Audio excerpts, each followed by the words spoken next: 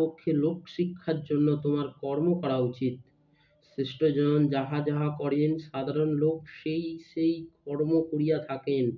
শ্রেষ্ঠজন যাহা বলিয়া স্থির করেন, সাধারণ জন তাই মানিয়া চলে। হে পার্থ, ত্রিলোকে আমার করণীর কিছু নাই, ত্রিভুবনে আমার না পাইয়া কিছু নাই, তবু আমি কর্ম করিয়া যাইতেছি। হে অর্জুন, আমি অনলস হইয়া কর্ম করিতেছি। অনলস মানে হচ্ছে, এখানে হচ্ছে আমি মানে না বুঝে শুনে মানে আমার করতে ইচ্ছা নেই, সেই তার জোর জবরদস্তি আমি জেনে শুনে সেই কর্মটি করিতেছি। অনলস করার মানেটা এইটা। যিনি তাহা আমি না করিতাম, তবে নিশ্চয়ই মানবগণ আমারই পথ অনুসরণ করিত।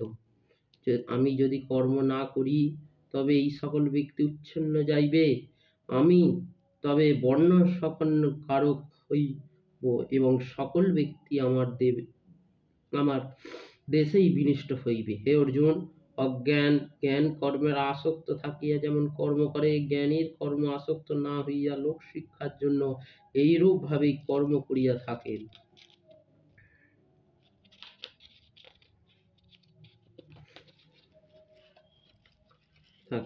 কর্মের আসক্ত অজ্ঞ ও ব্যক্তিদের বুদ্ধিভেদ জন্মায় না।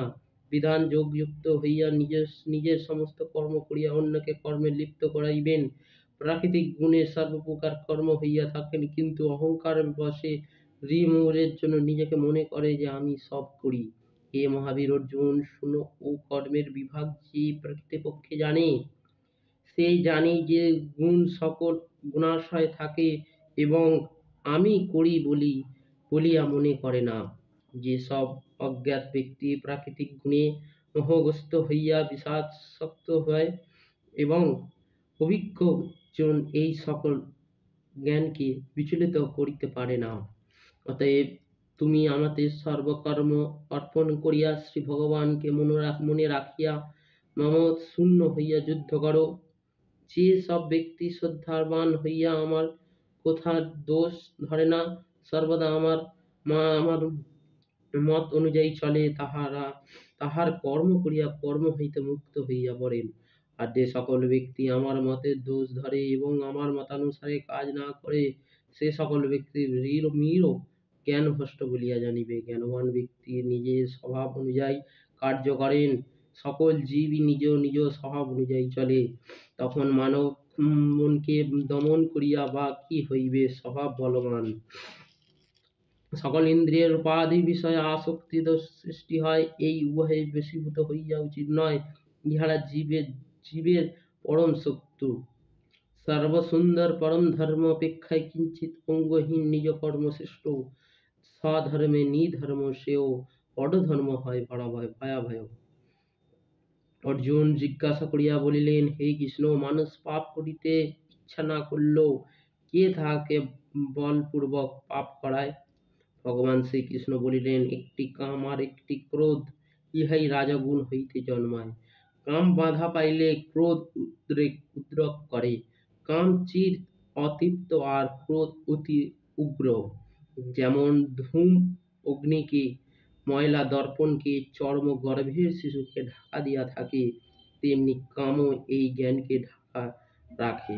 হে অর্জুন, এই কাম মানবের শত্রু হইয়াকে সন্তুষ্ট করা যায় না।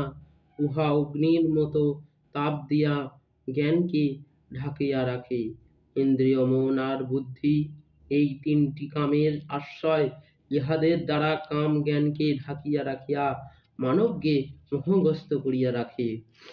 অতএব হে অর্জুন, তুমি সকল অগ্রের ইন্দ্রিয় দমন করিয়া এই দুষ্ট কামকে নষ্ট করো, কারণ এই কাম মানবের জ্ঞান ও বিজ্ঞানকে নষ্ট করিয়া দেয়। শরীরের চাইতে ইন্দ্রিয় শ্রেয়, ইন্দ্রিয়ের চাইতে মন শ্রেয়, মন চাইতে বুদ্ধি শ্রেয়, যিনি বুদ্ধি চাইতে শ্রেয় তিনি আত্মা।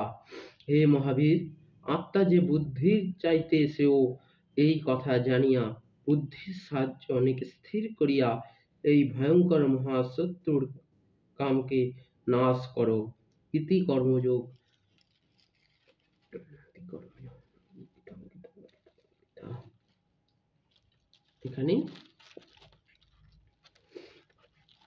এখানেই শেষ হলো বন্ধুগণ। তৃতীয় অধ্যায় কর্মযোগ। তা এরপরে গীতা পাঠের পর গীতার মাহাত্ম্যটি শুনতে হয়। তা এর পরের ভিডিওতে আমার গীতা পাঠের মাহাত্ম্যটি বলা আছে। তা এখানে আমি শেষ করলাম। নমস্কার।